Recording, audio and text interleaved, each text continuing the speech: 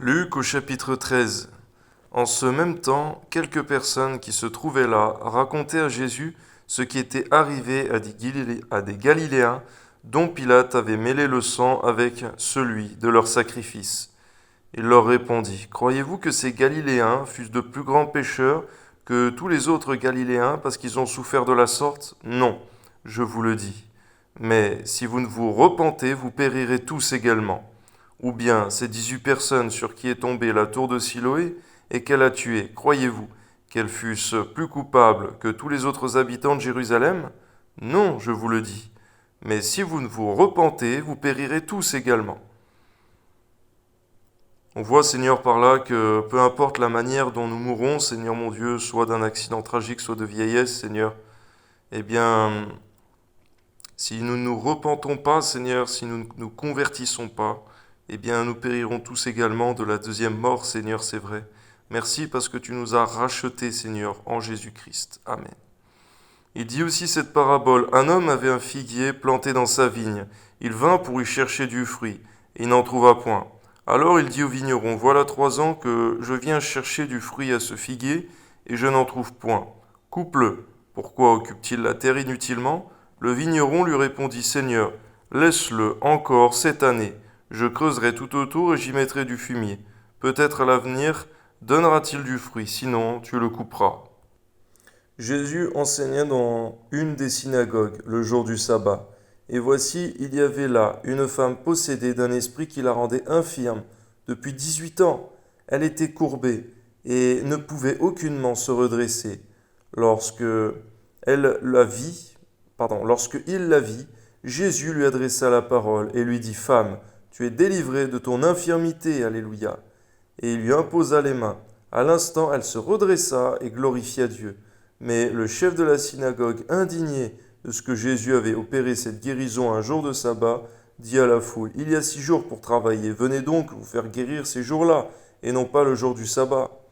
On voit, Seigneur, ces pharisiens qui ne se réjouissaient même pas de la guérison de cette femme, Seigneur mon Dieu. Alors permets-nous, Seigneur, par ta grâce, de ne point être, Seigneur, dans ce même esprit pharisianique. Amen. Hypocrite, lui répondit le Seigneur, est-ce que chacun de vous, le jour du sabbat, ne détache pas de la crèche son bœuf ou son âne pour le mener boire? Et cette femme, qui est une fille d'Abraham, et que Satan tenait liée depuis 18 ans, ne fallait-il pas la délivrer de cette chaîne le jour du sabbat?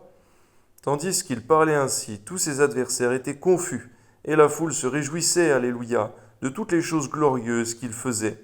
Il dit encore, à quoi le royaume de Dieu est-il semblable, et à quoi le comparerai-je? Il est semblable à un grain de sénévé qu'un homme a pris et jeté dans son jardin. Il pousse, devient un arbre, et les oiseaux du ciel habitent dans ses branches. Il dit encore, à quoi comparerai-je le royaume de Dieu? Il est semblable à du levain qu'une femme a pris et a mis dans 3 mesures de farine pour faire lever toute la pâte. Jésus traversait les villes et les villages, enseignant et faisant route vers Jérusalem. Quelqu'un lui dit, Seigneur, n'y a-t-il que peu de gens qui soient sauvés? Il leur répondit, Efforcez-vous d'entrer par la porte étroite, car je vous le dis, beaucoup chercheront à entrer et ne le pourront pas. Quand le maître de la maison sera levé et aura fermé la porte, et que vous, étant dehors, vous commencerez à frapper à la porte en disant, Seigneur, Seigneur, ouvre-nous. Il vous répondra, je ne sais d'où vous êtes. C'est là qu'on voit, Seigneur, qu'il y a un temps pour la grâce et un temps pour le jugement. Donne-nous donc, Seigneur, par ta grâce, de demeurer ferme en toi, Seigneur, par ta grâce. Amen. Alors vous vous mettrez à dire, nous avons mangé et bu devant toi, et tu as enseigné dans nos rues. Et il répondra, je vous le dis, je ne sais d'où vous êtes, retirez-vous de moi, vous tous, ouvriers d'iniquité. Garde-nous non seulement, Seigneur, de l'iniquité, Seigneur, et permets que le plus grand nombre puisse te connaître intimement, véritablement. Amen. C'est là qu'il y aura des pleurs et des grincements de dents, quand vous verrez Abraham, Isaac et Jacob, et tous les prophètes dans le royaume de Dieu, et que vous serez jetés dehors.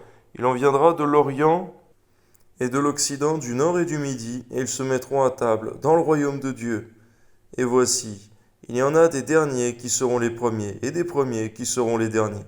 Ce même jour, quelques pharisiens vinrent lui dire, Va-t'en, pars d'ici, car Hérode veut te tuer. Il leur répondit, Allez, et dites à ce renard, Voici, je chasse les démons et je fais des guérisons aujourd'hui et demain, et le troisième jour j'aurai fini. Mais il faut que je marche aujourd'hui, demain et le jour suivant, car il ne convient pas qu'un prophète périsse hors de Jérusalem. Jérusalem, Jérusalem, qui tue les prophètes et qui lapide ceux qui te sont envoyés. Combien de fois ai-je voulu rassembler tes enfants, comme une poule rassemble sa couvée sous ses ailes, et vous ne l'avez pas voulu. Voici, votre maison vous sera laissée. Mais je vous le dis, vous ne me verrez plus, jusqu'à ce que vous disiez, béni soit celui qui vient au nom du Seigneur. Amen.